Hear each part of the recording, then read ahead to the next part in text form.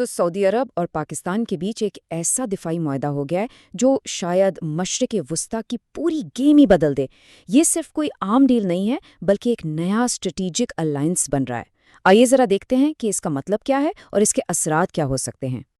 اس پورے معاہدے کا نچوڑ سمجھیں بس اس ایک جملے میں ہے۔ یہ اس کی سب سے اہم اور سب سے طاقتور بات ہے، ایک باہمی دفاعی وعدہ، بالکل ویسے ہی جیسے ناٹو کا آرٹیکل 5 ہے نا، کہ ایک اتحادی پر حملہ مطلب سب پر حملہ۔ اچھا، تو اس معاہدے کا جو آفیشیل نام ہے وہ ہے اسٹریٹجک میوچول ڈیفنس ایگریمنٹ، اور یہ معاہدہ دو ایسے بڑے کھلاڑیوں کو ایک ساتھ لا رہا ہے جن کی پارٹنرشپ کے اثرات پورے ریجن پر پڑیں گے۔ تو یہ دو طاقتیں ہیں کون؟ ایک طرف ہے پاکستان جو اسلامی دنیا کی واحد ایٹمی طاقت ہے، اور دوسری طرف ہے سعودی عرب یعنی خلیج کی سب سے بڑی طاقت اور دنیا کی سب سے بڑی تیل کی معیشت۔ تو یہ معاہدہ کر کیا رہا ہے؟ یہ ان دونوں کی جو دہائیوں پرانی دوستی ہے نا، اسے ایک بہت ہی مضبوط، ایک باقاعدہ دفاعی اتحاد میں بدل رہا ہے۔ لیکن سب سے بڑا سوال تو یہ ہے کہ آخر ابھی کیوں؟ اسی وقت یہ معاہدہ کیوں سائن کیا گیا؟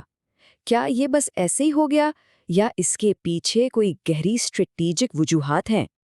دیکھیں، اس معاہدے کی ٹائمنگ بالکل بھی اتفاقی نہیں لگتی۔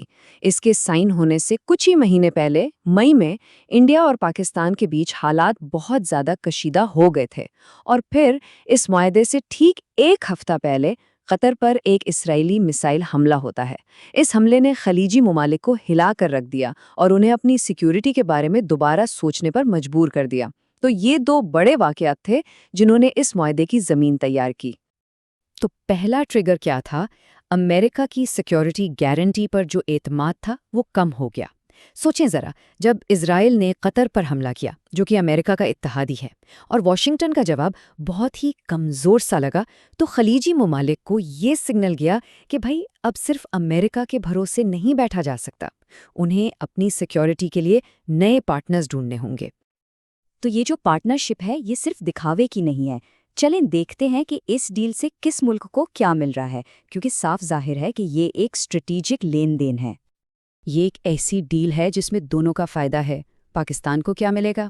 اسے اپنی معیشت کو سنبھالنے کے لیے اربوں ڈالر کی سعودی انویسٹمنٹ ملے گی، اور بدلے میں سعودی عرب کو کیا ملے گا؟ اسے دنیا کی 5ویں بڑی فوج یعنی پاکستان آرمی کی سپورٹ ملے گی۔ مطلب اسے نہ صرف فوجی طاقت ملے گی بلکہ شاید ایک طرح کی نیوکلیئر انشورنس بھی۔ اور یہ سمجھنا بھی ضروری ہے کہ یہ اتحاد کوئی اچانک نہیں بن گیا، اس کی جڑیں بہت گہری ہیں۔ ان دونوں ملکوں کے بیچ 1951 میں ایک فرینڈشپ ٹریٹی ہوئی تھی، اور 1960 سے پاکستانی فوجی سعودی عرب میں اس کی حفاظت کے لیے موجود ہیں۔ تو یہ نیا معاہدہ جو ہے یہ اسی پرانے اور گہرے رشتے کا ایک نیا چیپٹر ہے۔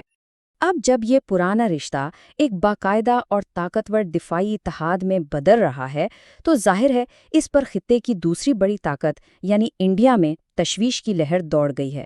تو دیکھتے ہیں کہ نئی دہلی اس پر کیا سوچ رہا ہے، کیونکہ وہاں سے جو رد عمل آ رہا ہے وہ کافی بٹا ہوا ہے۔ تو سوال یہ ہے کہ انڈیا کا ری ایکشن کیسا ہے؟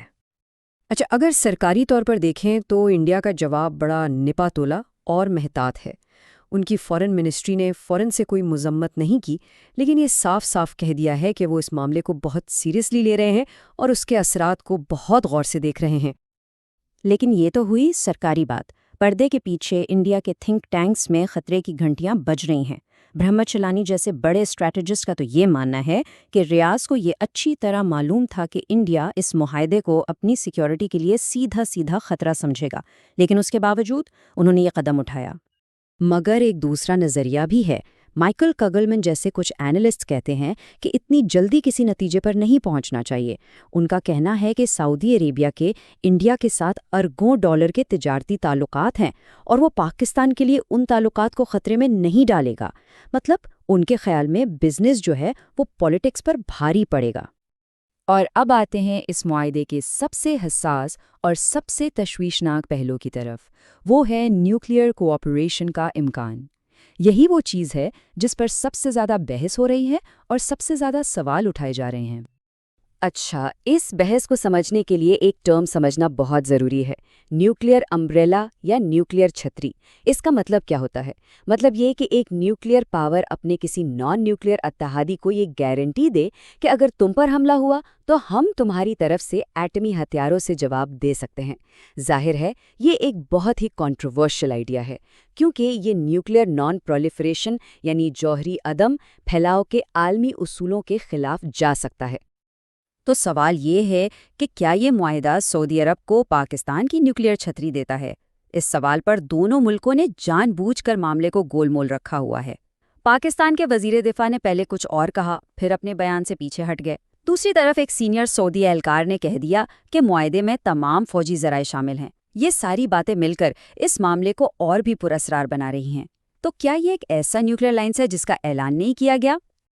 تو آخر میں سوال یہی رہ جاتا ہے، کیا یہ معاہدہ واقعی ایک گیم چینجر ہے؟ کیا یہ مڈل ایسٹ میں پاور بیلنس کو ہمیشہ کے لیے بدل دے گا اور ایک نیا بلاک بنائے گا جو امریکی اثر و رسوخ کو بھی چیلنج کرے گا؟